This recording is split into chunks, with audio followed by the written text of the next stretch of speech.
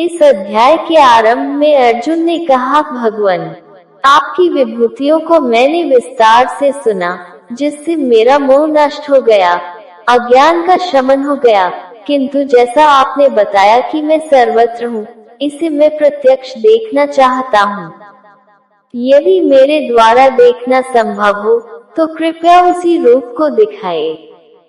अर्जुन प्रिय सखा था, अनन्य सेवक था, अतएव योगेश्वर श्री कृष्ण ने कोई प्रतिवाद न कर तुरंत दिखाना प्रारंभ किया कि अब मेरे ही अंदर खड़े सप्तऋषि और उनसे भी पूर्व होने वाले ऋषियों को देख, सर्वत्र फैले मेरे तेज को देख, मेरे ही शरीर में एक स्थान पर खड़े तू चराचर जगत को देख।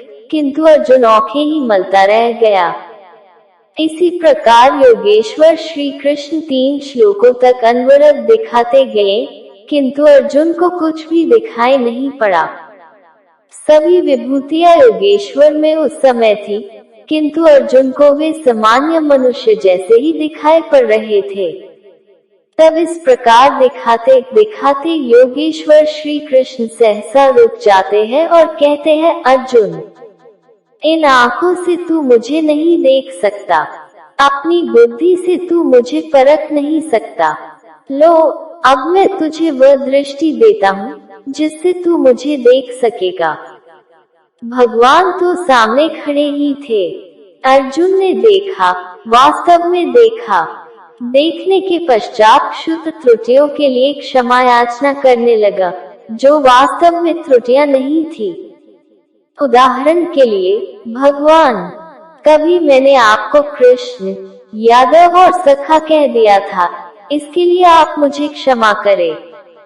श्री कृष्ण ने क्षमा भी किया, क्योंकि अर्जुन की प्रार्थना स्वीकार कर वे सौम्य स्वरूप में आ गए, धीरज बंधाया। वस्तुतः कृष्ण कहना अपराध नहीं था, वे सावले थे ही, गोर कैसे कहलाते। यदुवंश में जन्म हुआ ही था। श्री कृष्ण स्वयं भी अपने को सखा मानते थे। वास्तव में प्रत्येक साधक महापुरुष को पहले ऐसा ही समझते हैं।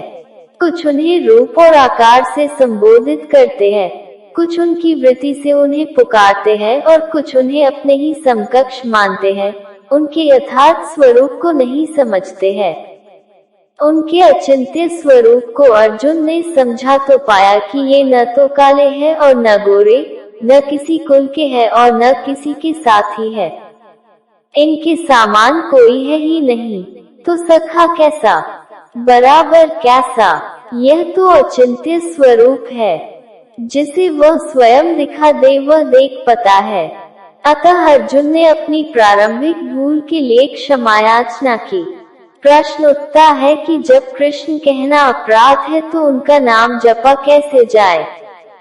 तो जिसे योगेश्वर श्री कृष्ण ने जपने के लिए स्वयं बल दिया, जपने की हो विधि बताई, उसी विधि से आप चिंतन स्मरण करें। वह है ओमित्येकाक्षर ब्रह्म व्याहरण मामनुस्मरण। ओम अक्षय ब्रह्म का पर्याय है। ओ अहम स ओम, जो व्याप्त है वह सत्ता मुझ में छिपी है, यही है ओम का आशय। आप इसका जप करें और मेरा ध्यान करें। रूप अपना, नाम ओम का बताया। अर्जुन ने प्रार्थना की कि चतुर्भुज रूप में दर्शन दीजिए। श्री कृष्ण ने उसी सौम्य स्वरूप को धारण किया।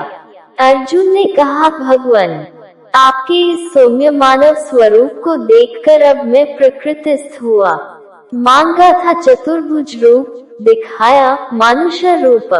वास्तव में शाश्वत में प्रवेश वाला योगी शरीर से यहाँ बैठा है।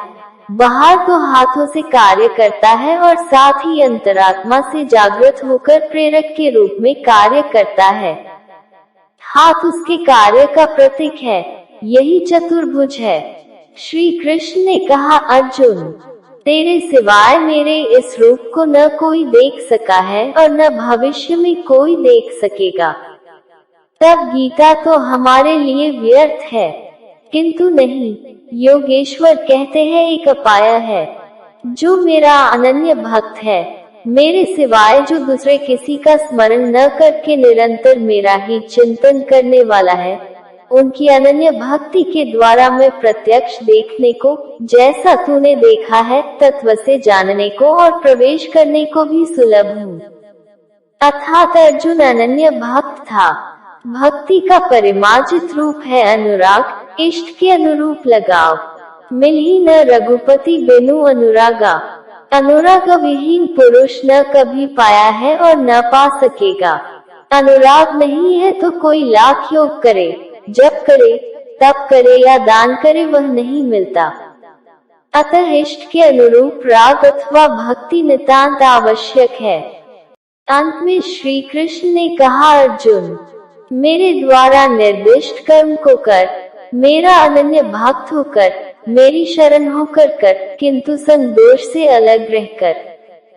संदोष में यह कर्म हो ही नहीं सकता, अतः संदोष इस कर्म के संपादित होने में बाधक है।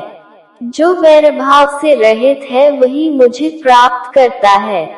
जब संदोष नहीं है, जहाँ हमें छोड़कर दूसरा कोई है ही नहीं, वैर का मानसिक संकल्प ही नहीं है, तो युद्ध कैसा।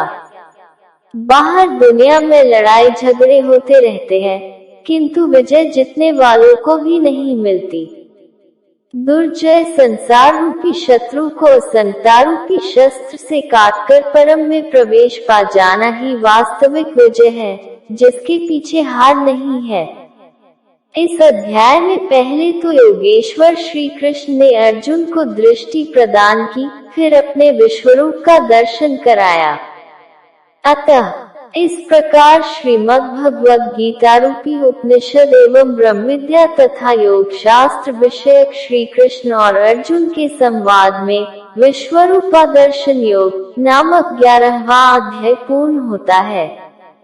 जय श्री राधे राधे, जय श्री कृष्णा।